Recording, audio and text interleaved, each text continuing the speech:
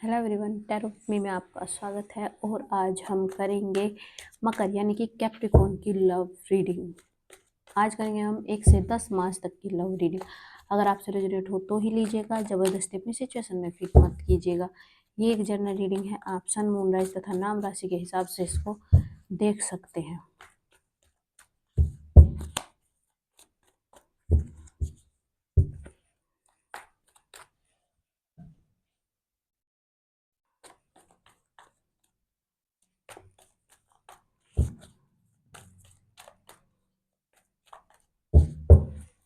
मगर Capricorn, 8 of cups, 3 of cups, the world, 4 of wands, king of cups, the moon, and 5 of swords, the high priestess.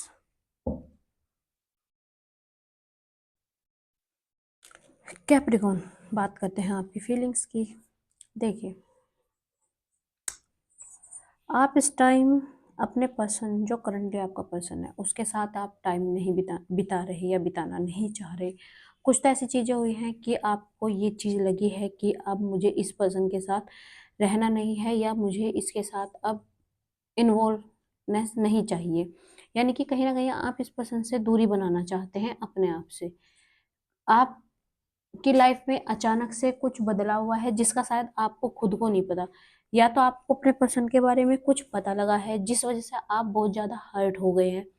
आपको ये पता लगा है कि सामने वाला पर्सन थर्ड पार्टी में है, वो किसी के साथ बातचीत कर रही है या कर रहा है, या कोई थर्ड पार्टी है कि वो आपको धोखा दे रही है या दे रहा है।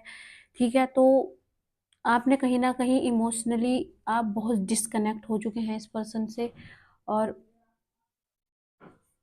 अब आपका मन भर चुका है इस पर्सन से, और अब आप ब्रेक चाहते हैं कि भई अ, मैं कितना भी अच्छा रहूँ या सामने वाले पर्सन के लिए कितना भी अच्छा सोचूँ, उसे चांस पे चांस देता रहूँ या देती रहूँ, लेकिन सामने वाला पर्सन नहीं बदल रहा। इसलिए आपने डिसाइड कर लिया है कि भई मेरे को इस रिलेशनशिप से निकलना है और मेरे को आगे बढ़ना है, अपनी लाइफ में आगे बढ़ना है, चाहे वो मैं फाइनेंशियल स्टेज पे हूँ या कहीं भी हूँ।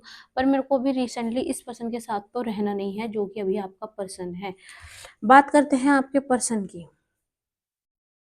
देखिए, आपको लगता है कि सामने वाला पर्सन आपकी कदर नहीं करता या कुछ नहीं करता। इमोशनली वो आपसे जुड़ाव महसूस करता है।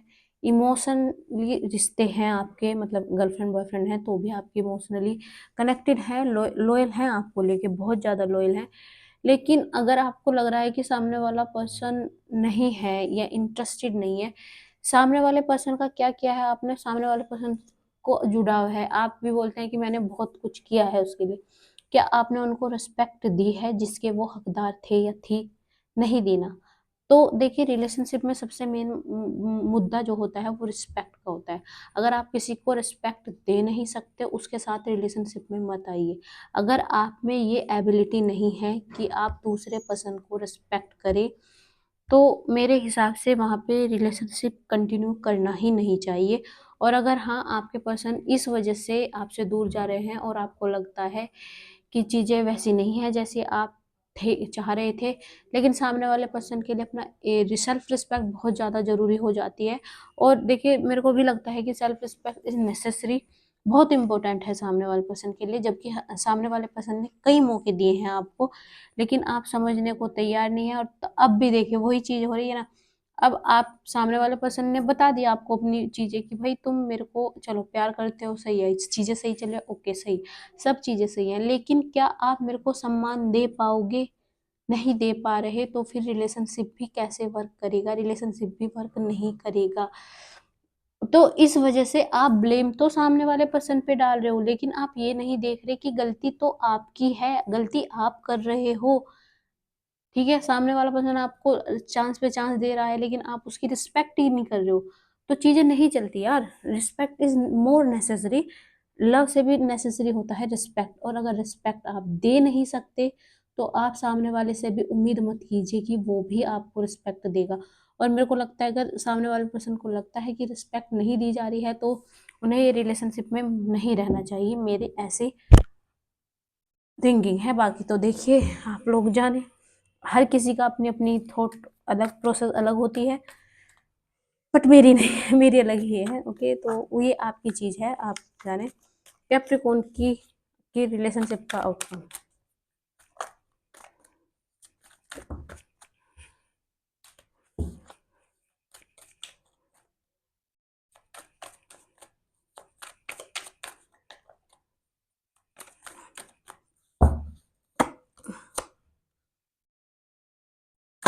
Page of wands, 7 of swords, 10 of wands, the chariot।